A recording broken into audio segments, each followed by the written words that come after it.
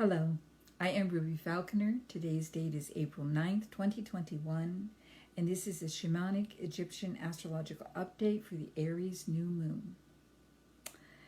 It has been about 2 months since I stopped doing my weekly astrological updates.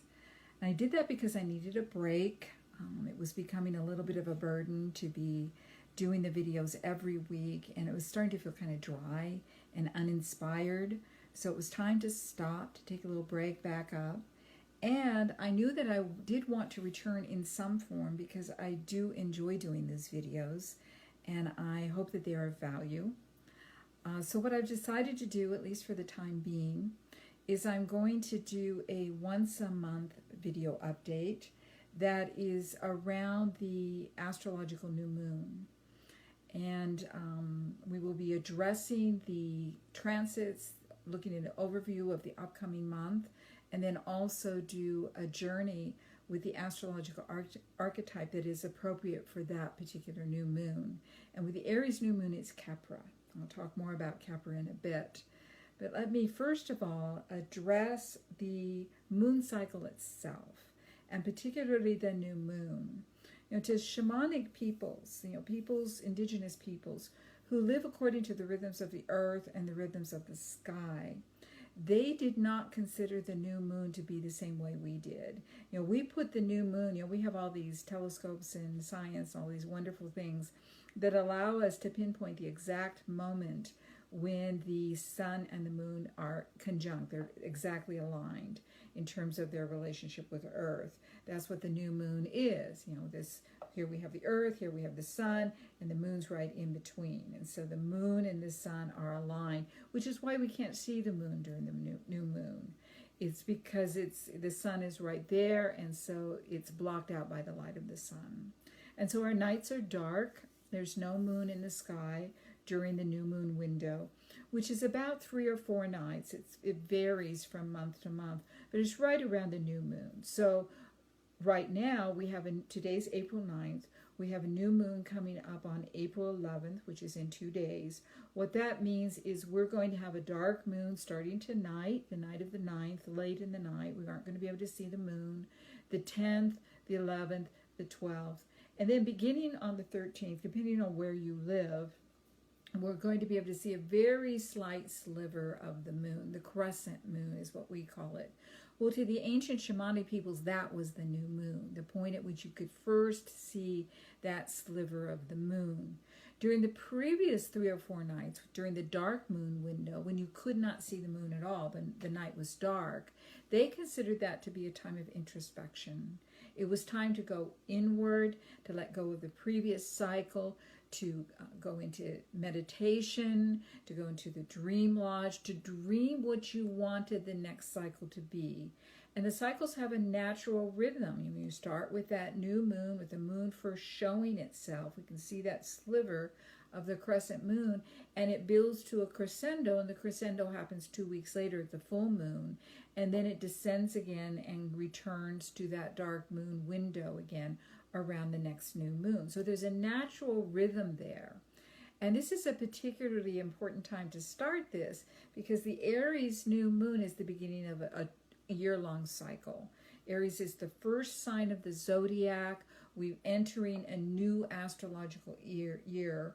And with this Aries new moon, which takes place on April 11th, that's when it's exact, we're entering into a 12-month phase, a new phase of existence, a new phase of being, and they build on one another.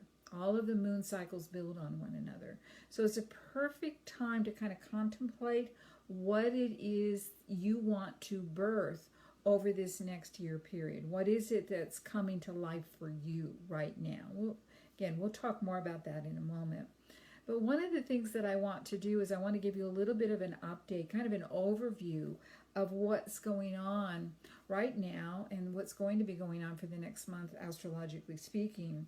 And the first thing I have to address is kind of like the backdrop, what's happening behind the scenes, and it's a constant for the entire year, and that is the 3rd quarter square between Saturn and Uranus. I talked, if those of you who listened to me previously, you know that I've talked about this. I did these updates, the week-long astrological updates for almost a year. I started during COVID, and I started during the alignment of Saturn, Jupiter, and Pluto. I was calling that the Great Shift alignment. It was in Capricorn, and one of the things that I said about that alignment, it was an astrological big deal, and that it was going to dissolve the structure of society as we've known it. And that most certainly has happened. And while we're coming to the end of that phase, that phase for all intents and purposes has ended. It ended pretty much with the winter solstice that took place in 2020. We're still in that kind of in-between phase. Obviously COVID's not gone. We've entered a new phase with the vaccine efforts in much of the world. And yet there are parts of the world like Brazil and India, other parts of the world where COVID is still very much out of control and is a huge problem for some of these countries and will remain so for much of the year. It's not going to be as much of a worldwide problem as we move forward, and there's going to continue to be this kind of back and forth energy.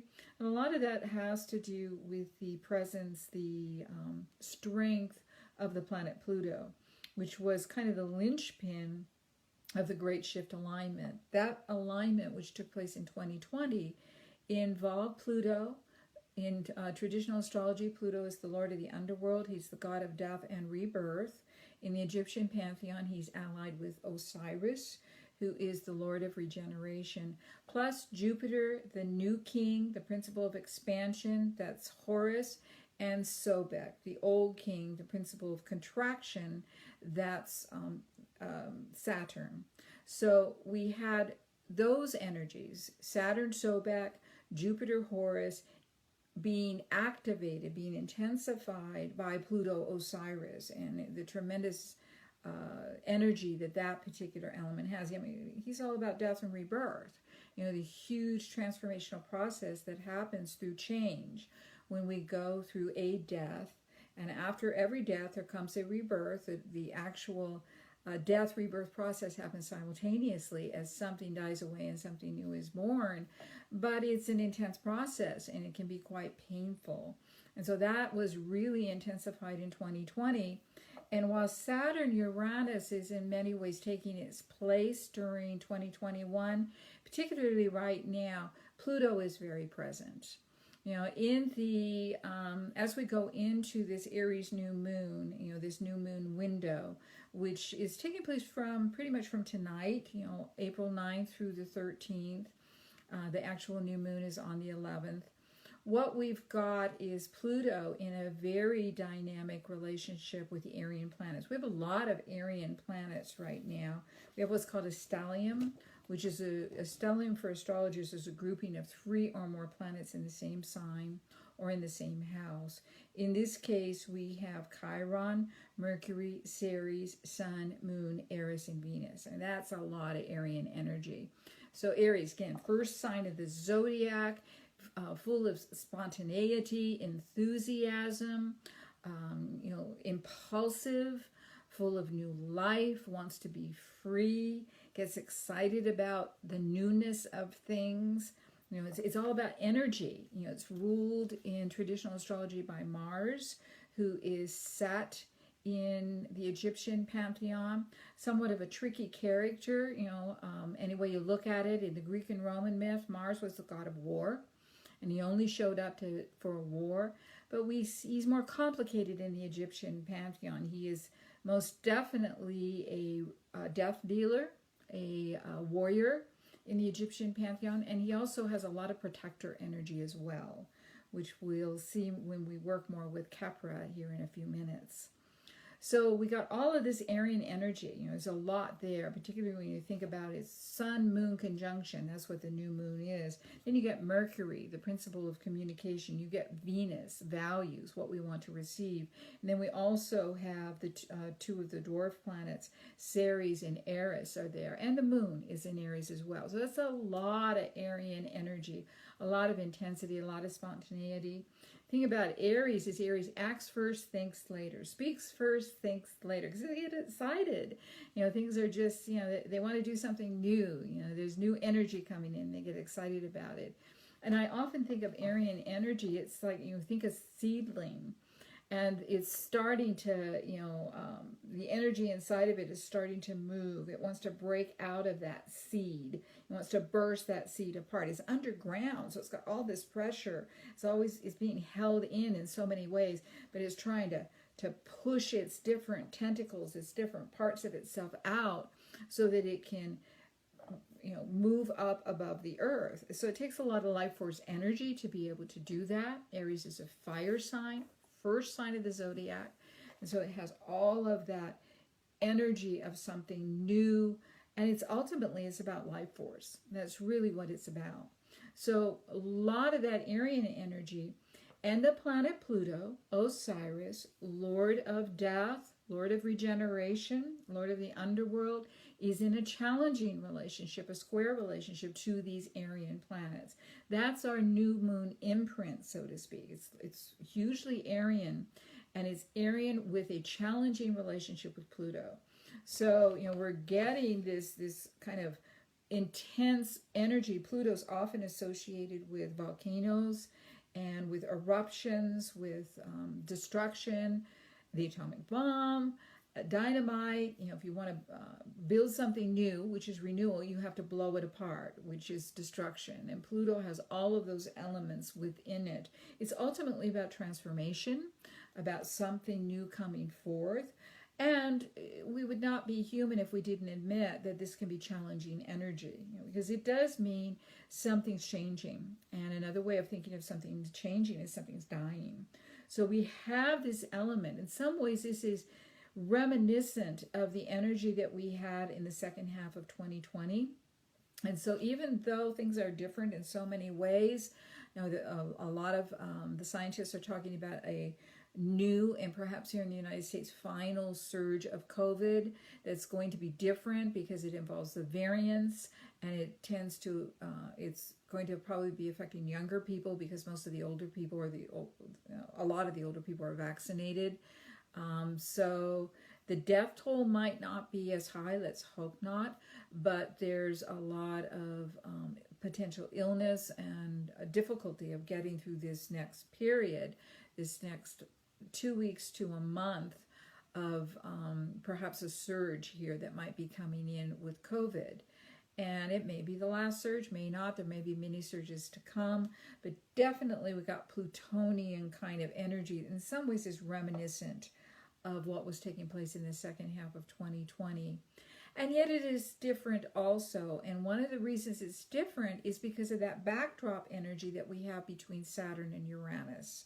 Now, I talked a lot about Saturn and Uranus in my 2021 weekly updates. It is the dominating energy for 2021. And so while this Pluto energy that we have right now is kind of hanging on, it's sort of leftover in a sense from what was going on in what was very dominant in 2020. In 2021, the most important astrological energy is the third quarter square between Saturn, Sobek, the old king, and Uranus, Wajet, the Cobra Kundalini goddess. And this is very much a struggle between Saturn holding on to things and Uranus breaking out. It's also very volcanic. Uranus, Wajet, is often associated with volcanoes, so we still have that kind of unpredictable, volcanic, volatile sort of energy. We still have Saturn is a major player in 2021 as it was in 2020. So there's very much the feeling of, something holding on for dear life, trying to keep things in place while this new life energy is building, and breaking through. Is more volatile now, while Saturn pretty much held things down in 2020. One of the things that I would say about 2020 is it was sort of an earth year. It was feeling sort of stuck and constrained and restricted. 2021 is much more volatile and much more unpredictable. And we have these two in relationship with one another all year long. They came into exact square to one another in February, on February 17th. The second exact square is going to be on June 15th. The third is on December 24th. And even though they aren't going to come back into exact square again, they're going to be very much playing with each other, dancing with each other throughout 2022. And in October, from the 1st through the 12th, they're going to be back in square to each other, although they will never hit exactitude. They're still going to be there. So, this energy is going to linger, this volatility, unpredictability, the sense of something kind of under the surface that wants to break through. We do have some volcanoes in the news right now. Uranus is in the sign Taurus, which is the earth sign. So we've got, that energy going. And we do have, and this is very much reminiscent of the Saturn-Uranus square, these mass shootings, these unfortunate mass shootings that have been taking place. We had two very serious ones, one in Atlanta and one in Boulder. And then we have other ones, not as many people, but, if you are involved in one of these, or if you have a loved one who's involved in one of these, or a loved one who's affected by COVID, it's serious in your life, no doubt about it. And so, that volatile, unpredictable energy is very present and will remain so. So many of you may be feeling this in your own life, of feeling this upsurge of energy. And I think one of the ways to think of it is we're all kind of sick of the restrictions of COVID, and those of us who've gotten vaccinated, it's kind of like, yippee, I can move out into the world now. And yet being aware that that's not true for everyone, and it's not true for all of the world. So the constraint's still there. It's lessening. We can, as they say, see the light at the end of the tunnel. And yet we're not out of the tunnel yet. That energy is still there. And it makes things unpredictable. It makes things, it's hard to plan. And people are looking at the summer and trying to determine if they can travel, and if they can travel, where can they travel? Where is it safe to travel? That kind of thing. So that energy remains. It will, I think, resolve itself as the year moves on. But the Saturn-Uranus energy is going to continue, and it will probably move to another area. You're not being focused on COVID so much, but maybe some of the after effects of the virus, and some of the things that have taken place over the last year or so that have to do with politics and have to do with the enormous chasm that exists in our society that has gone underground. Saturn-Uranus is very much about underground energy. We don't necessarily know what people are thinking anymore, because a lot of the avenues have been closed to some people. Twitter, Facebook, they're not allowed to share on those avenues anymore. So we don't always know what people are thinking, so it feels like things have kind of gone underground. So that's very much the Saturn-Uranian energy. And it probably, a lot of you are feeling that volatility within your own life, feeling that desire, that life force energy really speeding up, and yet things are pressing down in some way.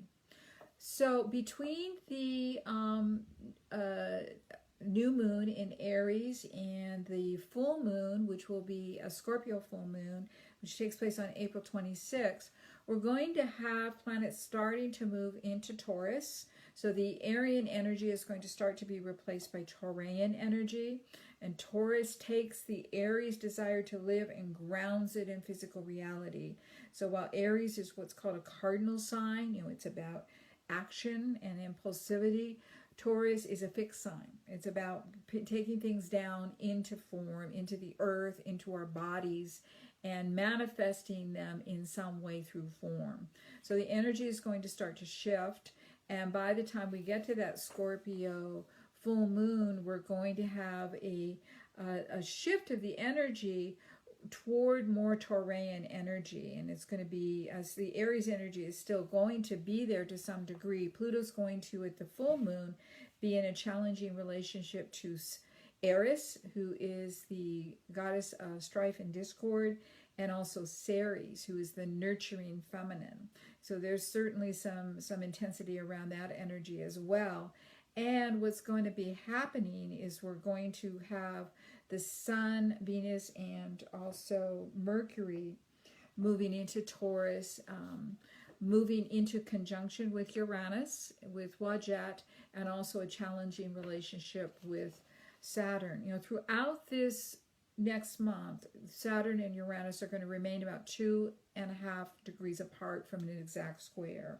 And that's a square. You know, babies that are being born right now have Saturn and Uranus square in their charts. That's the backdrop of the times that they were born into. They're being born into a volatile, somewhat explosive time.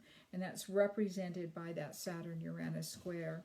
So they remain, and that energy remains for us. And by the time we get to the full moon, it's intensified because on the full moon, the moon will be in Scorpio, the sun will be in Taurus. They will both be square to Saturn, so back. It's what we call a T-square. That's going to be very challenging. We also, as we move to the full moon, we're going to have Pluto slowing down to station, and it will be stationary during the full moon window, which is that 3-day period right around April 26th. It turns retrograde on the 27th, and whenever one of the outer planets are stationary, it really intensifies their energy. It increases their energy. So that energy, that Pluto energy is going to be very intense around there. It makes me think we might well be headed toward some type of surge around the coronavirus and an increase in issues with the virus, you know, taking place around that time, and everything that kind of goes along with that. Not only the pain and suffering and the exhaustion around it, but also that feeling of when is this ever going to end, and you know, that kind of pushing against it all, you know, wanting to be free of it all, which is very much that kind of energy of feeling the Uranian energy pushing against the constraint of Saturn. You know, one of the ways to think about this is Saturn Shobek holds on to protect that new energy until it's strong enough to burst through. And so, you know, if you think of like that seed again, that's going to crack open the shell is Saturn. The energy that motivates the seed is Uranus.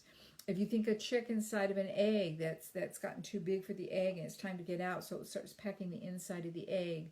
The shell is Saturn. It's protecting that chick until it's time for the chick to get out.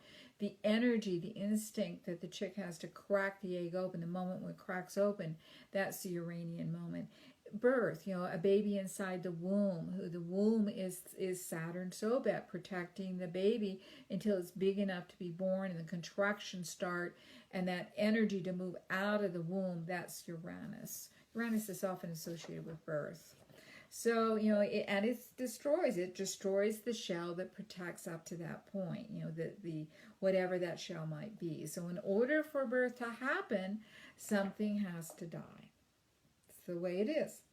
So, you know, that energy is very present at the full moon. And then as we move, we're going to start to see a shift of energy after the full moon as we move to the next new moon, which is the Taurus New Moon, which is on May 11th. So from April 26th through May 11th, we're going to start to see some shifting of energies. At the full moon, Jupiter will be on the last degree of Aquarius. So Jupiter is going to, on May 13th, that's 2 days after the new moon, Jupiter, Horus, the young king, is going to be entering Pisces. And he's going to stay in Pisces until July 28th, July 28th. So from May 13th through July 28th, Jupiter is going to make a temporary entry into the water sign Pisces. Very different kind of energy. After May 28th, Jupiter is going to come back and complete its sojourn in Aquarius. So we're going to have that temporary Piscean energy coming in. So it's going to be very different kind of energy starting to come in. And also after the new moon, we're going to have Saturn starting to slow down, preparing to turn retrograde. Saturn will turn retrograde on May 23rd, and when it turns retrograde, it's going to start then, it remains 2.5 degrees away from that exact square, but it's going to start to close that gap. It's going to start to come back toward that exact square to Saturn, and that's setting up that second exact square that happens on June 15th. So definite change of energy that's going to take place after, you know, the completion of this particular moon cycle. But the best way to use this moon cycle that we're currently in is to think in terms of what it is, what new energy is starting to be born in you. And really to hold an understanding that as that new energy is starting to manifest, it has to gestate. You know, in Shamanic Egyptian Astrology, Aries is aligned with Kephera. And Kephera is an aspect of the sun. In his name, it's spelled Kephera, or her name. Because the thing about Kephera is both masculine and feminine, neither exclusively one or the other. So non-gendered. You know, this is a binary archetype. In their energy is the energy of the sun, Ra, Kephera. And it's the morning sun. So every morning is a new beginning. You know, the sun rises. We have that influx of energy. If you watch the sunrise, you see that explosion of energy. And it's something that we can all relate to. We, you know, can feel that energy in our bodies. And it's an opportunity for a fresh start, a new beginning. So it happens every single day. And so Kephera brings that awareness to us, that we can always begin again. We can always start over. Where nothing is ever, ending. Nothing is ever complete in that sense. There's always going to be a new beginning. There's always going to be that death, and something new is always going to be born. And Kephera represents that birth, that beginning. So Kephera is associated with the scarab, and the scarab is an archetypal representation of the dung beetle. And the dung beetle, you know, see them in hot countries. The dung beetle, you know, see them in Egypt and Africa, it was north and South Africa, as well as up in Egypt, all throughout Africa. The dung beetle is a beetle that lays its own eggs, fertilizes its own eggs, and then pushes its eggs into dung and pushes it across the desert floor. So it takes its eggs with it everywhere it goes until those eggs hatch, come out of the dung itself, and then we have a bunch of new dung beetles. You know, and dung beetles have wings. You know, they can fly. You know, they can get pretty big too. So, you know, the scarab represents this energy of not only generating new life, but also protecting it. And so in Shamanic Egyptian Astrology, we think of Kephera as actually the guardian, in a sense, the symbol for the astrological process, because you can think of Kephera as kind of like this beautiful scarab with multicolored wings, who wraps his wings around the earth and only allows the energies to come through that we're ready to receive. And that applies to all of us as well. You know, Kephera is allied with Aries, that first sign of the zodiac. And this is the place where we can think of that warrior energy as certainly being an energy that deals death, you know, that can be ruthless, but also is an energy that protects and only allows the energy that we're ready to receive to come through. It's almost like he kind of opens his wings up and says, okay, this energy can come through now. And one of the things that you can think about in terms of the astrological symbolism is that this is the transits. You know, when we hit certain transits, Kephera opens his wings and allows the energies of those transits, which is going to bring transformation in our own lives, both individually as well as collectively, allows that energy to come through and transform us. And so in that sense, he's kind of our guardian. He's our protector. He gives us life. He protects that new life while it's ready to give form. So that's who he is. So what I want to do is to invite everyone to go on a journey now with Kephera, the spiral dancer, the Shamanic Egyptian astrological archetype that is allied with Aries and is the energy of this moon cycle that we're entering into with the Aries New Moon. So I invite you to close your eyes. Take a couple of nice deep breaths. Get yourselves comfortable. Feet on the floor.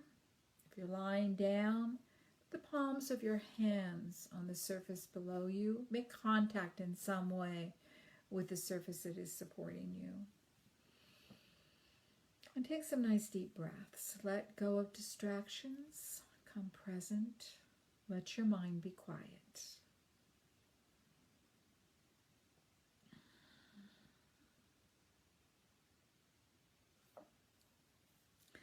And I invite you to imagine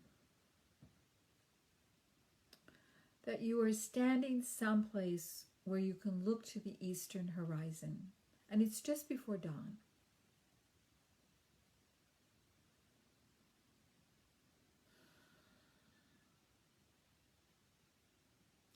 You can feel the lightening of the light. Can't see the sun yet, it's not sunrise. But you can see. And you can see over that eastern horizon, you can see that glow that happens just before the sun rises. And you become aware that you are not alone. Standing next to you is Kephera. Kephera has many forms, has been shown in many ways. Kephera is allied, as I said, with the dung beetle, with the scarab. Kephera is also sometimes shown as a young man, even though this particular symbol is non-gendered. Sometimes shown as a young man with a sun for a head, or could be a young woman, or simply a human form of some sort that is non-gendered. So allow that to be whatever it is for you. It might show up in some other way, it's fine. But this is the spiral dancer. This is Kephera. This is that young energy of newness, of new beginnings, that promise that there will always be a new beginning. And Kephera is here with you today to help you get in touch with where that new energy is expressing itself in your life, where you feel it. It's not about manifestation. It hasn't yet manifested in your life. This is about feeling the birth of that energy welling up inside of you. That desire to break out of the chains, the bonds that both restrain, constrict, restrict, and also protect. Like the baby dung beetle hatching inside that ball and struggling to get out. That seed buried inside of the earth, pushing against the shell casing, wanting to break out, get its tentacles out. It's that beginning of birth. So I'm going to be quiet here for a few minutes and let you journey with Kephera, the spiral dancer, the creator and protector of life. Nice deep breath. Journey with Kephera.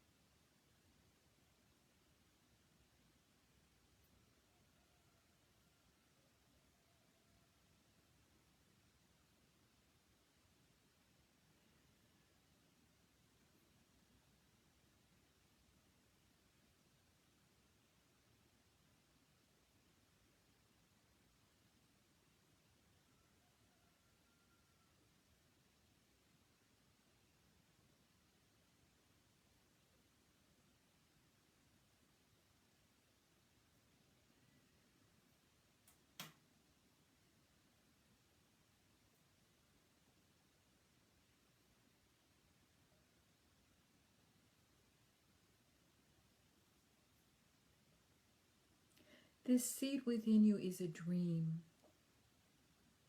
a promise of what can be. All seeds need nurturing. All seeds need protecting. They need proper nutrients. They need care.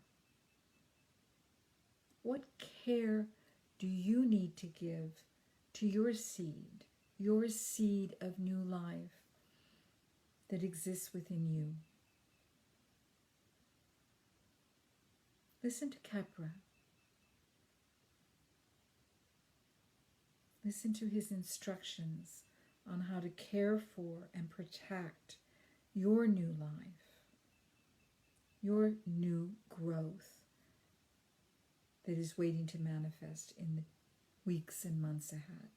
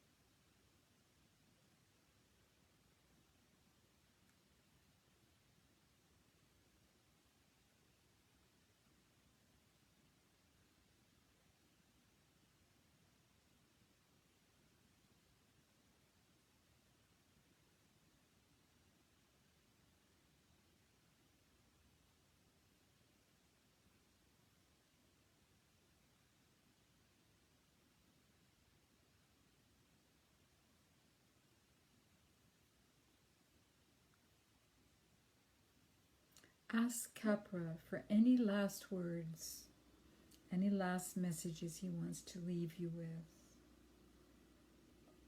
any last instructions for the best way to give birth to this new energy within you,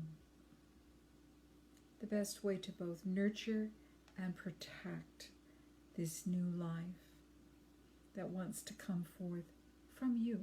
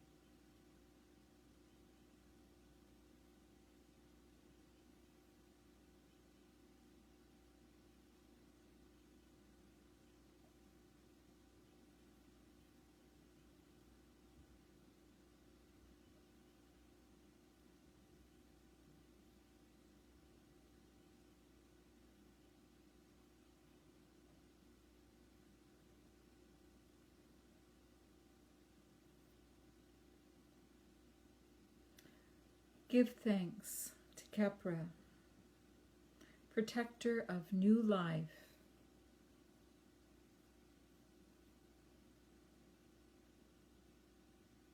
And take a nice deep breath and come back into the room.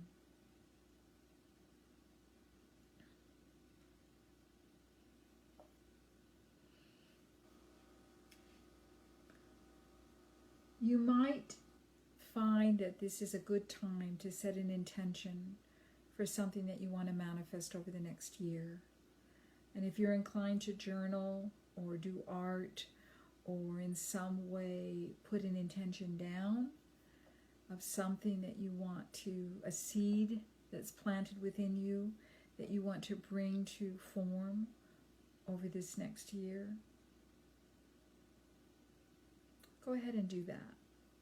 Set an intention of something that you can feel brewing within you, pushing against the confines, the restrictions, the limitations of form that both constrain and protect.